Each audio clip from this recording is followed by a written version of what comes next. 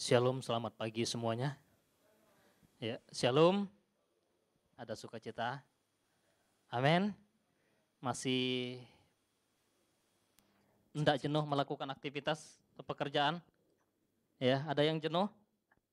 Ada yang sudah bosan dengan pekerjaan? Tentu tidak ya. Pasti. Tiap manusia, ya, secara khusus orang percaya pasti dia akan merasa bergairah dalam melakukan apa yang menjadi tugas, tanggung jawabnya, apa yang menjadi pekerjaannya.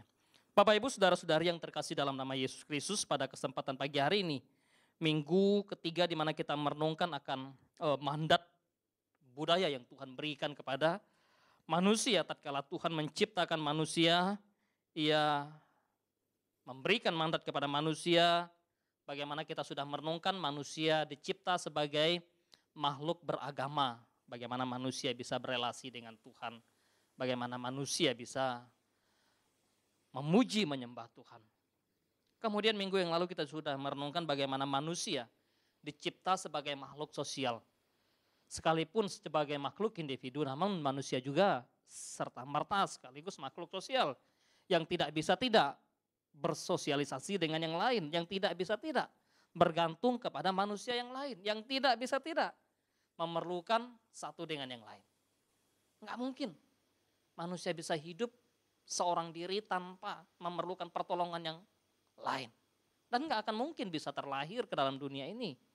Ya, bagaimana ketika manusia lahir, lalu dibiarkan saja begitu, hidup, enggak dikasih makan, enggak dikasih minum misalnya ya.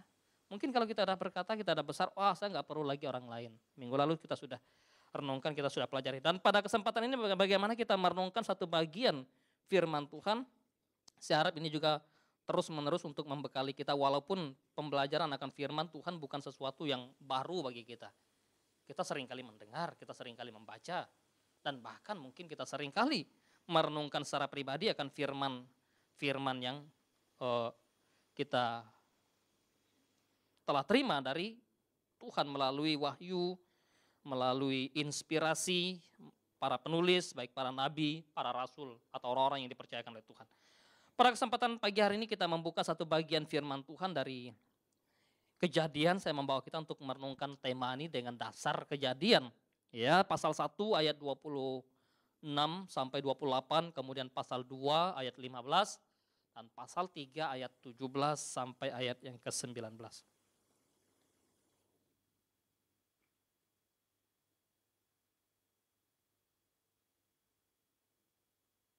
Ya, mari kita membaca secara bersama-sama dari bagian-bagian ayat ini. Kita pertama-tama pasal 1 ayat 26 dan 27 sampai 28. 1, 2, 3. Berfirmanlah Allah, baiklah kita menjadikan manusia menurut gambar dan rupa kita, supaya mereka berkuasa atas ikan-ikan di laut dan burung-burung di udara, dan atas ternak, dan atas seluruh bumi, dan atas segala binatang melata yang merayap di bumi. Maka Allah menciptakan manusia itu menurut gambarnya. Menurut gambar Allah diciptakannya dia laki-laki dan diciptakannya perempuan. Ya, ayat 28, Allah memberkati mereka lalu berfirman kepada mereka, beranak cuculah dan bertambah banyak, penuhilah bumi dan taklukkanlah itu, berkuasalah atas ikan-ikan di laut dan burung-burung di udara, dan atas segala binatang yang merayap di bumi. Pasal 2 ayat 15 sama-sama. Tuhan Allah mengambil manusia itu dan menempatkannya dalam Taman Eden untuk mengusahakan dan memelihara taman itu. Pasal 3 ayat 17, lalu firman-Nya kepada manusia itu, karena engkau mendengarkan perkataan istrimu dan memakan dari buah pohon yang telah kuperintahkan kepadamu, jangan makan daripadanya. Maka terkutuklah tanah karena engkau, dengan bersusah payah engkau akan mencari rezekimu dari tanah seumur hidupmu. Ayat 18, 19.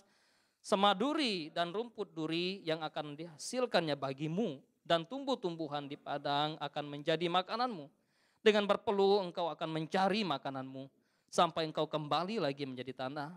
Karena dari situlah engkau diambil, sebab engkau debu dan engkau akan kembali menjadi debu.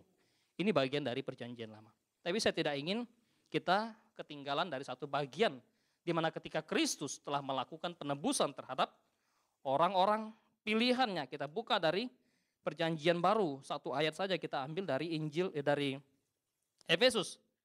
Efesus pasal 2 ayat yang ke-7 ayat yang ke-10. Kitab Rasul Paulus kepada jemaat yang ada di Efesus. Efesus pasal 2 ayat 10, kita akan baca sama-sama 1 2 3.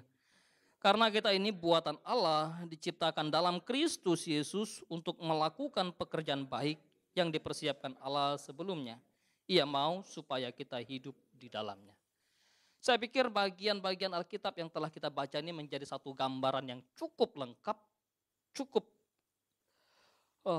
terang benderang untuk menjelaskan bagaimana manusia tatkala ia diciptakan, ketika ia diciptakan segambar dan serupa dengan Allah.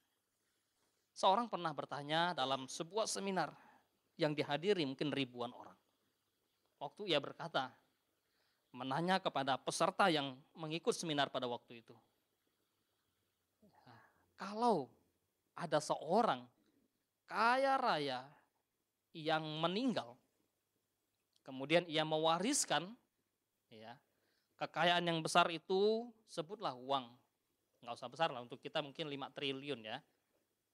5 triliun kepada Anda. Apakah Anda akan tetap bekerja? Atau besok Anda akan berhenti dari pekerjaan? Dengan uang yang diwariskan oleh seorang kaya raya itu yang mau mati lalu yang memberikan uang kepadamu. Kalau pertanyaan itu ditanyakan kepada kita, saya juga sempat merenungkan, kalau pertanyaan itu ditanyakan kepada saya, kira-kira kalau pada hari ini seorang kaya raya meninggal lalu memberikan uang yang banyak, misalnya 5 miliar itu kepada saya, apakah besok saya masih bekerja? Apakah Bapak Ibu Saudara masih bekerja? Ada yang mengatakan, wow, dengan teriakan enggak lagi bekerja, berhenti dari pekerjaan, sudah banyak uang. Nah, Bapak Ibu Saudara-saudari yang terkasih dalam nama Yesus Kristus, ketika kita merenungkan, membaca bagian ini, maka kita akan menemukan apa yang sebetulnya digambarkan oleh Alkitab tentang Allah. Alkitab dengan tegas, dengan jelas memberitakan atau menyatakan akan Allah itu sendiri. Dia menciptakan langit dan bumi. Dia menciptakan segala sesuatu. Bagaimana Alkitab Perjanjian Lama memulai dengan satu gambaran Allah Sang Pencipta. Oleh sebab itu ketika kita membaca dari apa yang telah kita pelajari, dari kita yang telah kita lihat tadi, bahwa Allah sebetulnya adalah Allah yang pekerja. Allah pencipta adalah Allah sekaligus pekerja. Tentu ya, ketika kita memahami Allah yang bekerja itu adalah Allah yang menyatakan diri dalam karakter bekerjanya, dalam sifat bekerjanya. Sehingga menjadi sesuatu yang jelas, sesuatu yang terang bagi kita bahwa bagaimana mungkin Allah menciptakan manusia, dia adalah Allah yang bekerja, Allah yang melakukan aktivitas, lalu manusia yang diciptakan oleh Allah segambar dan serupa dengan dia, tidak bekerja atau tidak mau melakukan pekerjaan. Sebab itu ketika kita memahami bagian ini bahwa bekerja merupakan satu misi Allah yang integral, bukan ya insidental. Artinya bahwa manusia bekerja bukan waktu manusia sudah jatuh ke dalam dosa baru Allah memerintahkan mereka untuk bekerja, tidak. Kebanyakan orang berpikir dan berpaham bahwa ya kamu bekerja gara-gara kamu berdosa sih, coba kamu enggak berdosa pasti kamu enggak bekerja. Apalagi kalau konteks bekerjanya pekerja kasar. Wah, itulah akibat dosa. Maka kamu ya bekerja sebagai pekerja kasar atau bekerja sebagai pekerja buruh. Wah, itu saya pikir terlalu prematur dan bahkan pemahaman yang sangat keliru. Ketika kita mengatakan bahwa ya gara-gara kamu berbuat ini sih maka kamu bekerja. Coba kalau kamu nggak buat ini, kamu pasti ongkang-ongkang kaki saja dan Allah sudah kirim uang atau Allah sudah memberkati kamu. Siapa bilang? Ya. Oleh sebab itu ya, Bekerja bukanlah merupakan satu konsekuensi logis dari kejatuhan manusia ke dalam dosa. Sudah tadi dikatakan atau yang dijelaskan. Waktu ketika manusia diciptakan oleh Allah, maka Allah memberikan tugas kepada mereka. Waktu Allah berfirman kepada manusia bagaimana ia menciptakan manusia, ia memberikan mandat supaya mereka berkuasa atas ciptaan-ciptaan yang lain. Supaya mereka melakukan tugas tanggung jawab yang Allah berikan kepada mereka. Sebelum kejatuhan manusia ke dalam dosa, Allah telah memberikan mandat kepada manusia. Nah, dalam bagian ini apa yang saya gambarkan tentang 3 hal ini, bagaimana fase daripada kehidupan manusia. Ya, tatkala manusia menciptakan, tatkala Allah menciptakan manusia. Allah menempatkan manusia dalam fase yang pertama di Taman Eden. Di mana segala sesuatu ya, Tuhan sudah sediakan. Hanya satu yang tidak boleh, pohon pengetahuan tentang yang baik dan yang jahat. Jangan kamu makan. Kalau kamu makan, kamu pasti akan mati. Ada satu larangan, ada satu perintah yang memang harus manusia taati di sana. Tetapi semua pohon dalam taman ini boleh kamu makan. Kamulah yang mengusahakannya, kamulah yang menatanya, kamulah yang mengelolanya. Kepadamulah tugas tanggung jawab mengelola Taman Eden ini kuserahkan. Mungkin demikian Allah.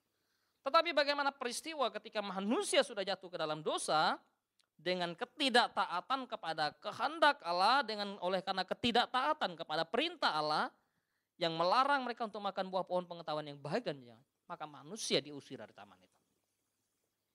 Manusia diusir dari taman itu. Dan gambaran bahwa ketika manusia diusir tadi dikatakan bahwa apa yang Allah lakukan atau apa yang Allah berikan kepada mereka, apa yang Allah perintahkan kepada mereka, ya engkau tetap harus bekerja, engkau tetap harus mengupayakan makanan dari tanah-tanah yang ada ini. Dan bahkan di sini kita melihat ada satu degradasi. Yang tadinya ya pekerjaan memang sudah ada sejak manusia diciptakan sebelum jatuh ke dalam dosa.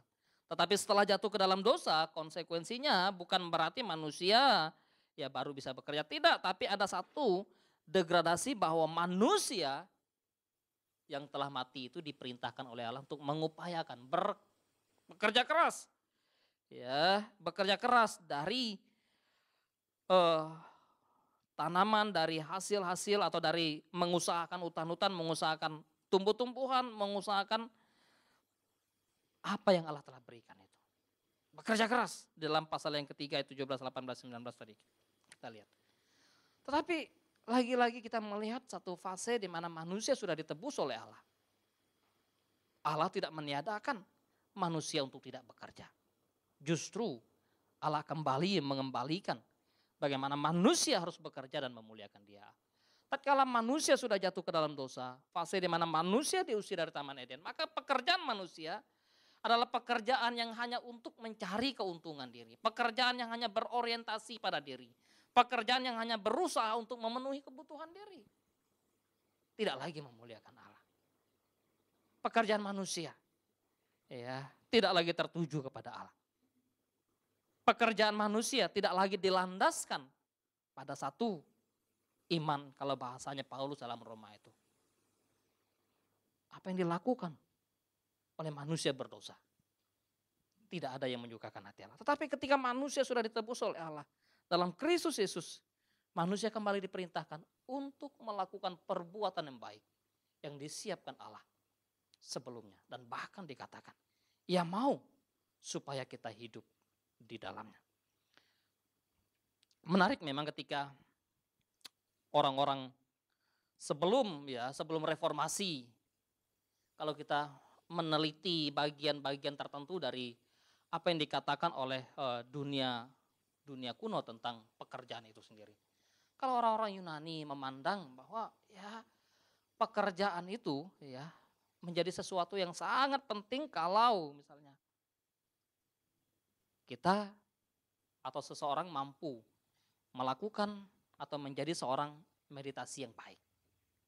Sehingga mereka berlomba-lomba untuk menjadi orang-orang yang melakukan meditasi. Bagi mereka, ya, pekerjaan kalau diupah, kalau digaji itu kayaknya kasar banget atau rendah banget pekerjaan gitu ya. Nah, bagi orang-orang Ibrani sebetulnya ya, kalau dalam pekerjaan itu mereka memahami pekerjaan, bahwa mereka justru ya berbanding terbalik dengan apa yang dipahami oleh orang-orang Yunani. Kalau orang-orang Yunani, guru itu, pengajar, ya, dan bahkan filsuf, dia memang mesti harus hidup dari para muridnya. Tapi kalau orang-orang Ibrani enggak, mereka rela ya membagi ilmunya, membagi apa yang mereka punyai sebagai seorang guru. Itulah yang digambarkan oleh Paulus sebagai seorang yang betul-betul memahami tentang pekerjaan dalam konsep atau dalam prinsip Ibrani. Gereja secara khusus ya, orang-orang percaya mula-mula sempat terjebak dengan satu pemahaman mendualismekan pekerjaan antara yang sakral dengan yang sekuler. Eusebius salah seorang yang sempat terjebak. Wah, dia membagi, memilah dua pekerjaan itu. Yang disebut dengan apa yang ia namakan dengan vita, ya, contemplativa. Jadi bekerja, pekerjaan yang baik itu adalah pekerjaan suatu perenungan. Seperti orang-orang suci, orang-orang santo begitu ya. Orang-orang yang hidup dalam meditasi. Tapi juga dia memberi satu gambaran bahwa bukan hanya vita contemplativa dari pekerjaan yang dilakukan oleh manusia. Ada juga pekerjaan yang kedua, vita activa, yang memang menuntut satu pekerjaan-pekerjaan dengan tenaga, dengan pekerjaan-pekerjaan yang ya kasar lah, misalnya petani, penyamak kulit, ya penjaga kambing domba. Bagi Eusebius, wah, pekerjaan-pekerjaan yang disebut dengan vita activa ini sesuatu yang rendah, sesuatu yang ya bagi orang-orang golongan rendah. Sementara bagi orang-orang golongan tinggi, bagi orang-orang yang golongan atas, mereka hanya bisa melakukan yang disebut dengan vita contemplativa. Nah, Agustinus pun sempat terjebak dengan hal itu, sehingga bagaimana perkembangan gereja pada waktu itu. Sehingga pasca mulai dari reformasi atau tokoh-tokoh reformator, orang-orang yang melakukan, membawa suatu pengajaran kembali kepada Alkitab seperti Martin Luther, ya, yang kemudian diteruskan Calvin. Apa yang ditulis oleh Calvin dalam sebuah bukunya, dalam sebuah tulisannya yang ada di Babylonian Captivity of the Church, apa yang dikatakannya bahwa karena itu saya menasehati tak seorang pun memasuki ordo keagamaan manapun atau keimaman. Sungguh, dia bilang kan, saya menasehati semua orang menentang itu, kecuali ia telah dibekali dengan pengetahuan ini dan mengerti bahwa pekerjaan para rahib dan para imam atau para iman, betapapun kudus dan sulitnya, tidak berbeda dalam pandangan Allah dari pekerjaan terbelakang. Ini bahasanya agak lama memang. Di ladang, ya seperti pekerjaan-pekerjaan yang kasar yang di ladang, atau ya perempuan yang melakukan tugas di rumah. Tetapi semua pekerjaan diukur di hadapan Allah hanya oleh iman. Dengan kata lain bahwa tokoh-tokoh reformasi atau yang mulai dari Luther, dia ingin mengatakan pada waktu itu ketika orang memandang bahwa pekerjaan yang suci, pekerjaan yang baik, pekerjaan yang kudus, pekerjaan yang mulia di hadapan Allah hanyalah bagian dari pekerjaan orang-orang yang tidak melakukan pekerjaan yang kasar itu. Atau rohaniwan, para guru, para rabi, ya, para orang-orang yang mengabdikan diri di tempat-tempat misalnya biara. Luther menentang hal itu. Tidak. Sesungguhnya pekerjaan tidak ada yang hina di hadapan Allah. Pekerjaan baik itu tugas-tugas keimaman, tugas-tugas yang Tuhan berikan kepada orang-orang yang dipercayakan untuk melayani, maupun pekerjaan di rumah tangga sekalipun, ibu-ibu sekalipun yang mengerjakan pekerjaan di rumahnya tangga, itu sebetulnya semuanya mulia. Tatkala itu dilakukan dengan dasar iman kepada Kristus Yesus Tuhan itu. Sehingga iman menjadi satu tolak ukurnya. Oleh sebab itu, ketika manusia di kekinian mencoba terus membagi, memilah, ya kamu sekuler sih, ya kami pekerja di gereja, kami pekerja pelayan Tuhan, terus kamu sekuler. Nah, itu sesuatu yang salah sebetulnya dalam pemahaman Alkitab. Pekerjaan yang Tuhan anugerahkan, yang Tuhan berikan kepada tiap-tiap orang adalah pekerjaan yang memang harus dipertanggungjawabkan kepada Allah. Tidak lebih suci, tidak lebih kudus, tidak lebih baik. Pelayan-pelayan Tuhan yang pendeta, yang guru Injil, ya, dan bahkan diaken, penatua, tidak lebih baik, tidak lebih suci ketika pekerjaan atau pelayan itu ya tidak didasarkan pada iman kepada Kristus Yesus. Dengan kata lain, ya hanya tempat untuk misalnya mencari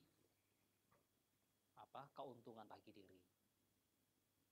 Oleh sebab itu, ketika orang-orang seperti Eusebius sempat melarang, ya kalau udah orang Kristen jangan lagi jadi tentara. Kalau orang Kristen jangan lagi ikut berperang. Kalau jadi Kristen jangan lagi ikut hukum. Kalau jadi Kristen jangan lagi ikut orang-orang jadi guru. Itu sempat dalam pengajaran atau pemahaman Eusebius. Sehingga reformasi seperti Luther dan Calvin ini mengembalikan. Tidak.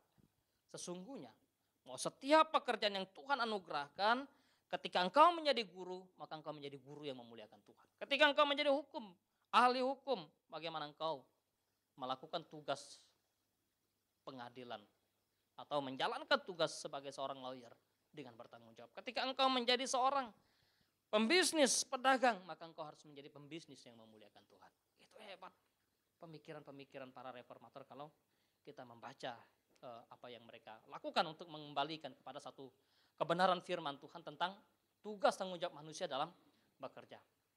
Nah, kerja adalah bagian dari panggilan Allah. Ketika saya membaca sebuah buku berjudul The Gospel in the World, ya, yang ditulis oleh Paul Helm, ini sesuatu yang sangat menarik.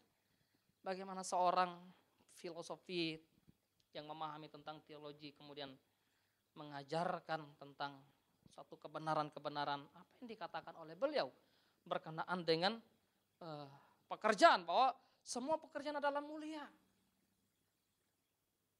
bila diterima sebagai panggilan dan dilaksanakan seperti untuk Tuhan. Itu yang dibahasakan oleh Paulus dalam suratnya kepada orang-orang di Kolose. Segala sesuatu yang kamu kerjakan, yang kamu perbuat, lakukanlah seperti untuk Tuhan dan bukan untuk manusia. Sehingga terlalu gampang bagi orang-orang kini untuk memilah pekerjaan. Memilah pekerjaan dalam pengertian, ya kamu sekuler pasti kamu tidak memuliakan Tuhan. Kamu melayani Tuhan pasti kamu suci. Gitu ya. Semua pekerjaan menurut Paul Helm ini adalah sesuatu yang mulia. Apabila itu diterima sebagai panggilan dan dilaksanakan seperti untuk Tuhan. Karena itu ketika kita bekerja dalam berbagai bentuk, dalam berbagai macam, dalam berbagai segi kehidupan, kita memang mesti menjadi pekerja yang memuliakan Tuhan di sana. Bagaimana Kristus hadir melalui pekerjaan kita, melalui kehadiran kita di dunia pekerjaan itu. Bayangkan, kalau seorang pekerja lalu dia tidak merasakan panggilannya di sana, tidak merasakan passion, tidak merasakan hatinya di sana. Memang susah begitu ya. Karena itu seringkali orang berkata, gimana kamu ada sukacita nggak kamu bekerja atau melakukan pekerjaan itu? Ada orang yang berkata, wah saya nggak bersukacita, saya kayaknya gelisah gitu ya. Karena memang bahwa tiap-tiap orang punya panggilan masing-masing. Dan Allah memberikan tiap-tiap orang itu untuk panggilan yang berbeda. Ada yang dipanggil untuk menjadi guru, pengajar, ada yang dipanggil untuk menjadi seorang ekonom, ada yang dipanggil untuk menjadi seorang businessman. Ada yang dipanggil untuk menjadi misalnya pelayan-pelayan khusus dalam pengertian ya udah kamu memberitakan Injil melalui ya kedokteran. Kamu memberitakan Injil melalui konselor. Tentu ya. Oleh sebab itu bagaimana kita mengisi hidup kita dengan satu panggilan yang Tuhan anugerahkan. Pekerjaan sebagai satu panggilan. Kalau merasa, wah saya nggak ada sukacita di situ, kayaknya ini bukan panggilan saya. Memang betul begitu ketika kita mau masuk ke suatu bidang padahal itu tertarik misalnya, kayaknya saya tertarik tapi gajinya besar dan sebagainya. Tapi kok saya nggak ada merasa hati saya nggak tenang, hati saya nggak sukacita, hati saya nggak damai, bukan panggilan kayaknya saya situ. Kita bisa mengukur, kita bisa merasakan panggilan Tuhan dalam hidup kita. Waktu saya menyerahkan hidup saya untuk menjadi hamba Tuhan, ya saya katakan, itu masa remaja kan, saya nggak ngerti apa melayani Tuhan. Tapi ketika ditantang untuk melayani Tuhan melalui KKR, saya tertantang. Waktu altar, kalau saya maju, saya pikir-pikir, tapi dalam perjalanan kehidupan setelah tamat SMA, biasalah kalau orang Kalimantan ya, orang Dayak khususnya, kamu ke sana jadi guru supaya nanti jadi pegawai negeri, ya. Orang tua sudah mempersiapkan gitu, semua keluarga pada setuju. Tapi saya merasa, kok saya enggak, saya pikirkan. Tetapi saya katakan, saya bukan di situ, saya enggak mau di situ. Hanya untuk menyenangkan orang tua, hanya untuk menyenangkan keluarga. Saya pergi ke Pontianak. Ya, pergi ke Pontianak, mendaftar di Pontianak. Tapi saya dalam perjalanan kok enggak merasakan ini, satu sukacita ini kayaknya enggak pas di hati saya. Enggak mau, gitu ya. Sampai pada akhirnya, ya udah. Tapi pada waktu itu PGSD hanya menerima orang yang sudah punya surat pengalaman kerja. Sementara saya baru tamat SMA. Udah, saya katakan pada orang tua, udah tertutup. Saya bilang, nggak bisa lagi. Saya nggak bisa terima. Saya belum punya pengalaman untuk mengajar. Ya udah, tunggu aja kata mereka kan. Enggak lah, saya bilang kan. Lalu sampai pada akhirnya saya ambil satu keputusan. Saya berangkat untuk melanjutkan kuliah perguruan tinggi ke teologi sini. Saya katakan saya tidak mengharapkan bekal dari orang tua, dari keluarga untuk saya pergi ke Jakarta. Ya, saya mau kuliah teologi. Saya menyerahkan hidup saya untuk Tuhan. Wah, perjalanan hidup sehingga apa? Sampai pada waktu kemarin selesai, orang-orang pada tergiur untuk melamar pegawai negeri waktu saya di Kalteng itu. Palangkaraya sangat terbuka untuk pegawai negeri, untuk guru-guru agama. Teman-teman saya yang seangkatan saya pergi ke sana udah pada pegawai negeri di sana dan bahkan ada SMA, SMP, SD. Saya bilang, saya enggak. Udah kamu ambil akta 4 aja. Enggak, saya bilang, saya enggak ngambil akta 4. Sampai ke Kalimantan Barat, lagi tawarin, ada peluang loh, mau enggak pegawai negeri? Karena biasanya kalau di daerah sendiri kan biasanya lebih, enggak. Saya enggak. Gitu kan. Artinya apa? Ada memang panggilan Allah dalam hidup kita yang memang tidak bisa orang lain rasakan. Dan kita sendiri yang bisa merasakan bagaimana Tuhan bekerja melalui panggilan dalam diri seseorang. Coba Bapak Ibu Saudara-saudari yang terkasih. Ya, kalau saudara punya panggilan misalnya untuk menjadi seorang guru. Maka pasti saudara yang sadar panggilan saudara akan menikmati karya Allah melalui saudara ketika saudara mengajar. Nah, apa yang dikatakan oleh seorang bernama Paul ini memang sesuatu yang sangat menarik untuk kita pikirkan. Nah, oleh sebab itu apakah dia katakan apakah kebenaran ini masih tetap ada atau telah tergeser secara dramatis dari kekristenan dan bahkan dari budaya yang kontemporer yang sudah membaur, mempengaruhi seluruh kehidupan manusia. Dia berharap bahwa tiap orang Kristen yang tadi saya katakan bahwa panggilan itu bukan insidental ketika bekerja itu, tetapi satu integrasi yang Allah berikan dalam hidup kita. Sehingga dalam integrasi itulah orang percaya harus berpikir, bertindak. Bagaimana mengintegrasikan iman, mengintegrasikan panggilan Allah dalam pekerjaan melalui kehidupan kita sehari-hari dalam bekerja. Harus terintegrasi antara apa yang kita pahami, antara apa yang kita terima dari Tuhan dengan satu fakta, dengan satu realita di mana kita berada. Terintegrasi. Nah, ini sesuatu yang sangat menarik. Bagaimana kita mengintegrasikan iman di sana. Sehingga waktu kita bekerja sebagai seorang sopir sekalipun, bagaimana kita bekerja memuliakan Tuhan. Waktu kita bekerja sebagai seorang akunting, maka kita bagaimana mengintegrasikan iman percaya kita kepada Kristus Yesus Tuhan itu dengan pekerjaan kita, dengan hari-hari kita sebagai seorang akunting. Jadi orang Kristen harus dituntut ya, tidak memilah bahwa pekerjaan itu sakral atau sekuler.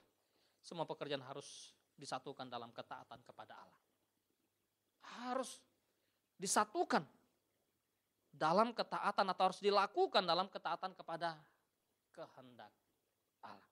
Ini sesuatu yang perlu kita pikirkan dalam. Nah, pekerjaan adalah kunci untuk mencurahkan potensi diri.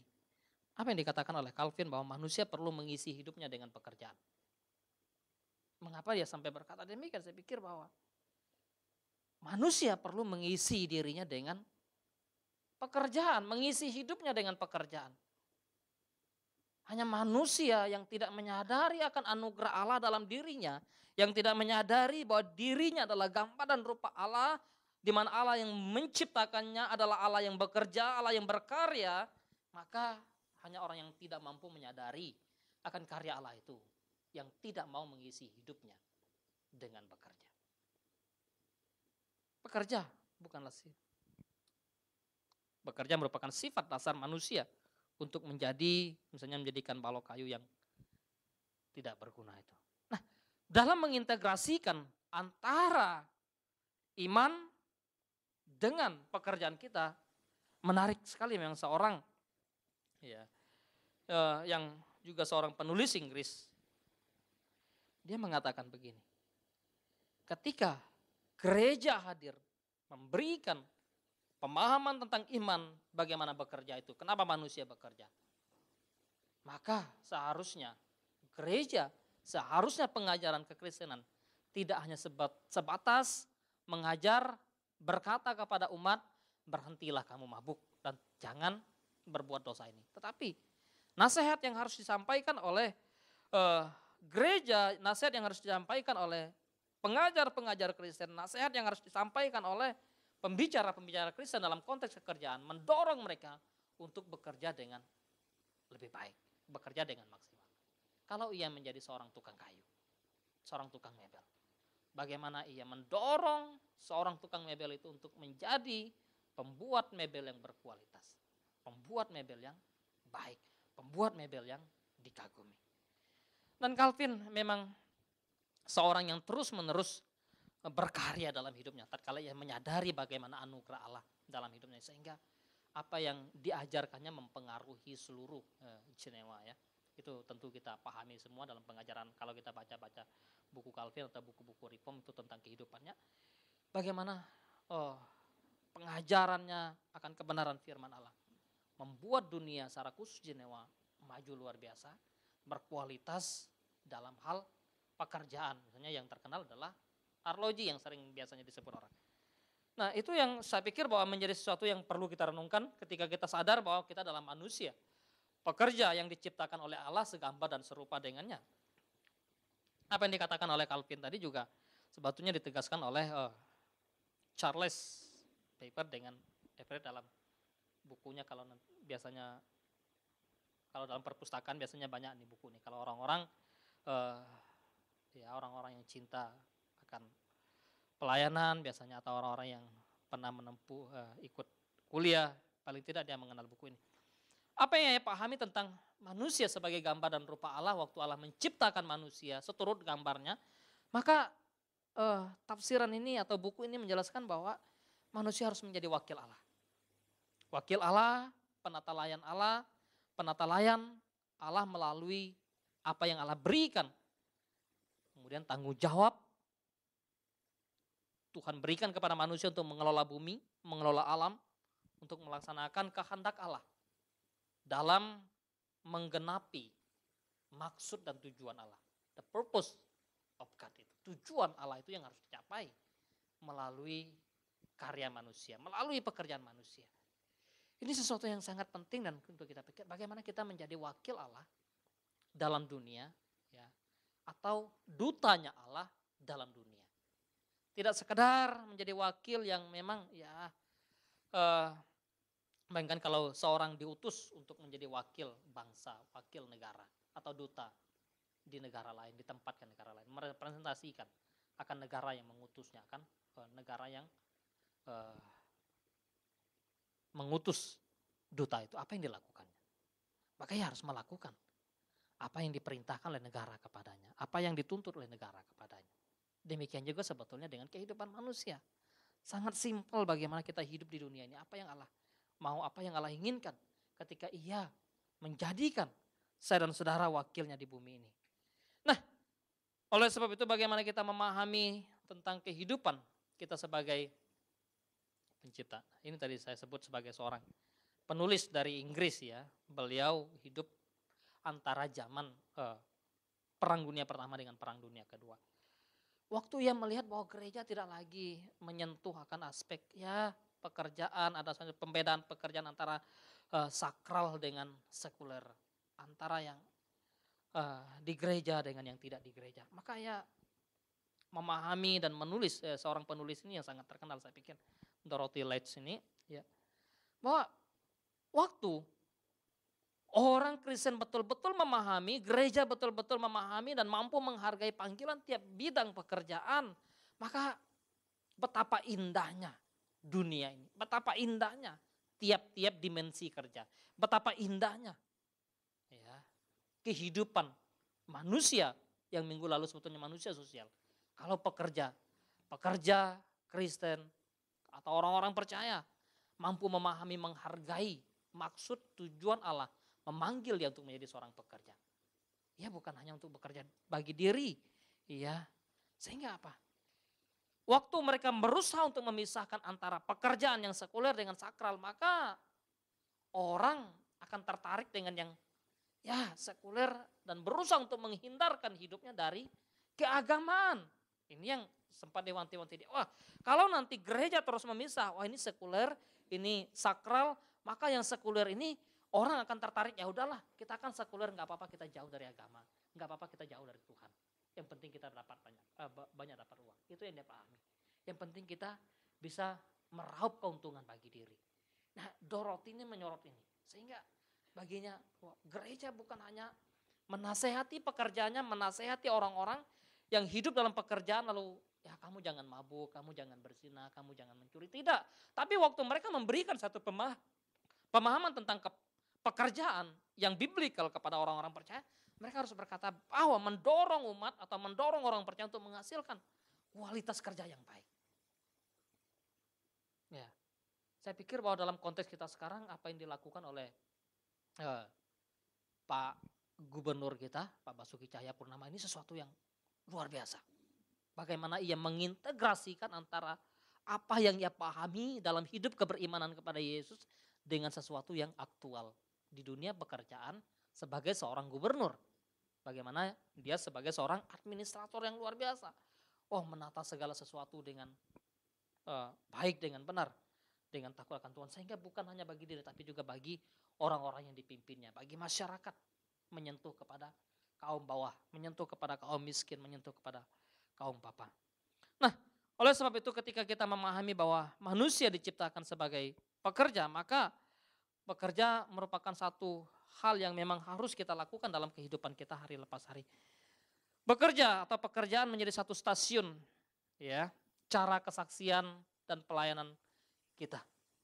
Ini yang digambarkan oleh seorang Welshel ini. Saya dapat buku ini menarik sekali, memang dikasih oleh Pak Bigman beberapa waktu lalu.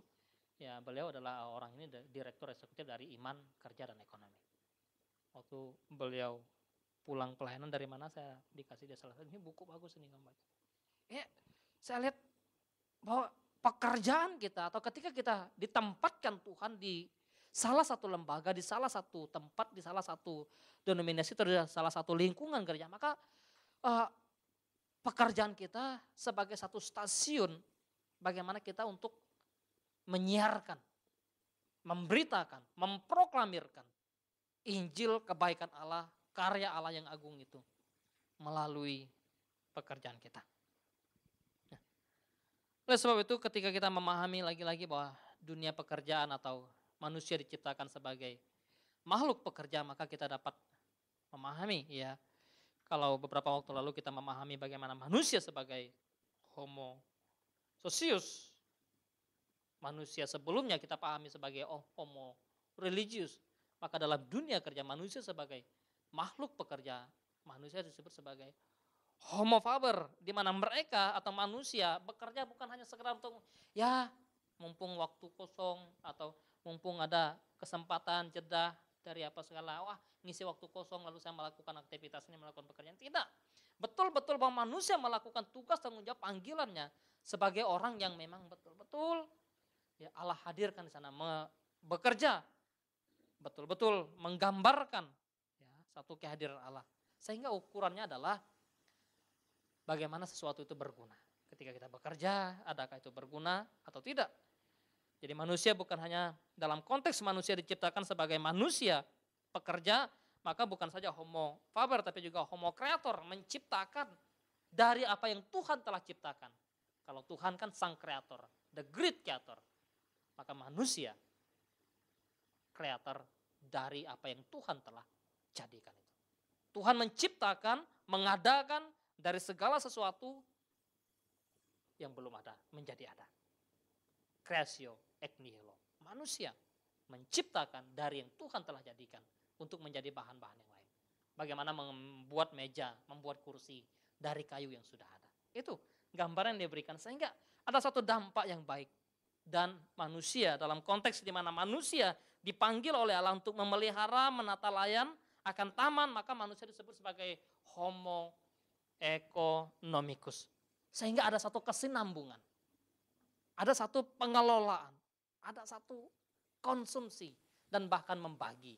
Sehingga waktu manusia bekerja, manusia bukan hanya bekerja bagi diri, tapi juga bagi orang lain. Apa yang dikatakan oleh Paulus, dengan bekerja maka aku tidak menjadi beban bagimu, tidak menjadi beban bagi orang lain.